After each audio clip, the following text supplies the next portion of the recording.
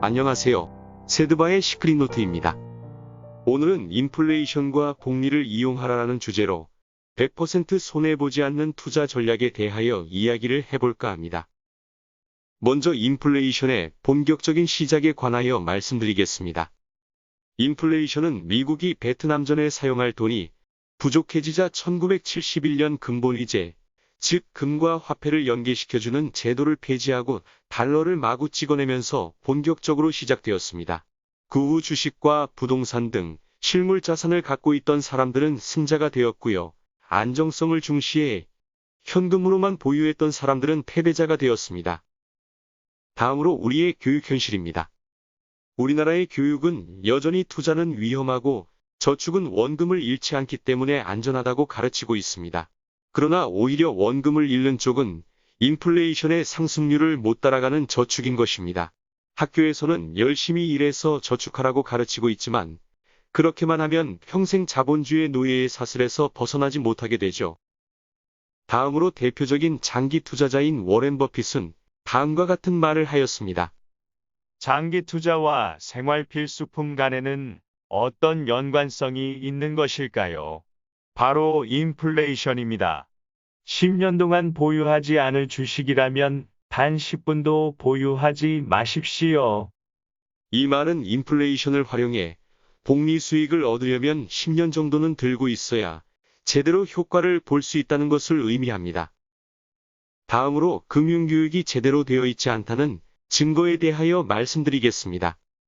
첫째, 우리는 흔히 물건 가격이 올랐다고 생각하지 돈의 가치가 떨어졌다는 생각은 잘 하지 않습니다. 둘째, 우리는 공공요금이 오르고 과자 가격이 올랐다고 생각하지 인플레이션으로 돈의 가치가 떨어졌다고는 생각하지 않습니다.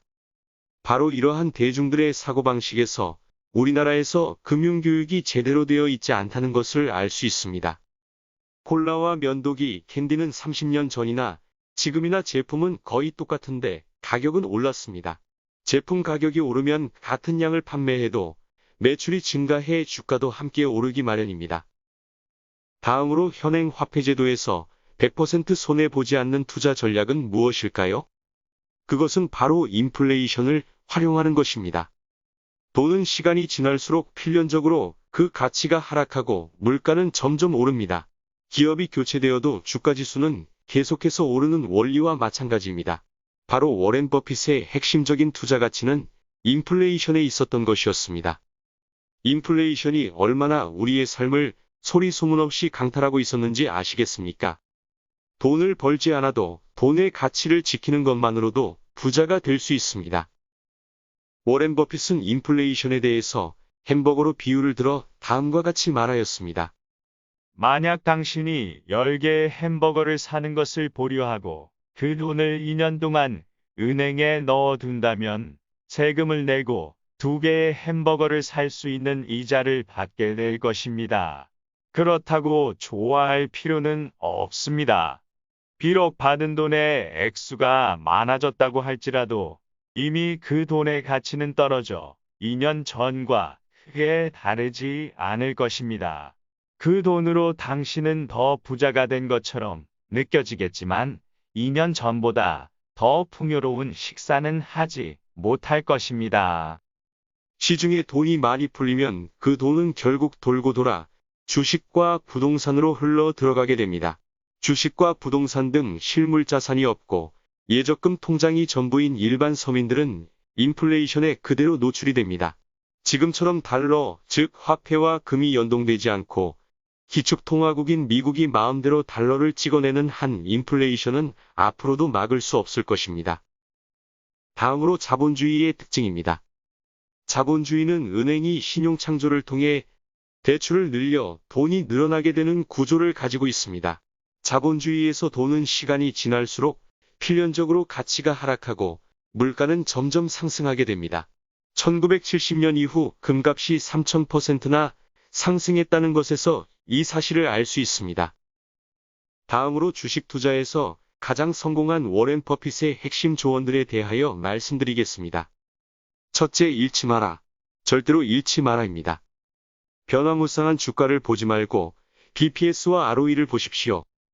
둘째, 장기 투자를 하라는 것입니다.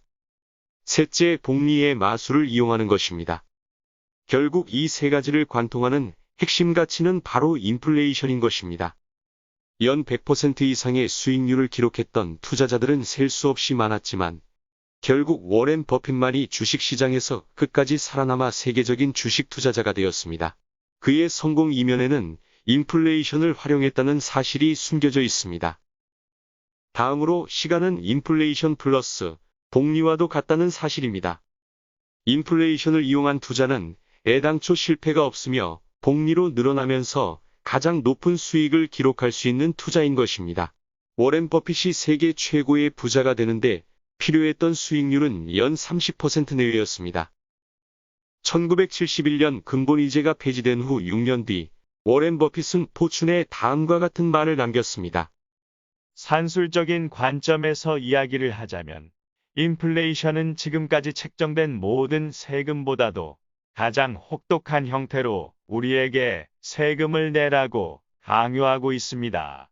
이 인플레이션 세금은 화폐의 가치를 떨어뜨리는 놀라운 능력을 갖추고 있습니다. 결론입니다.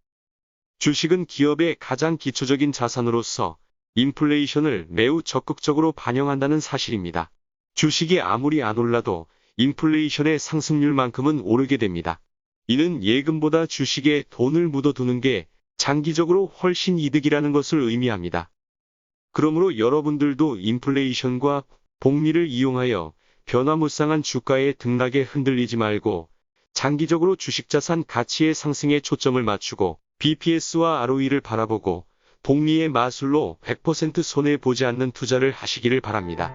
감사합니다.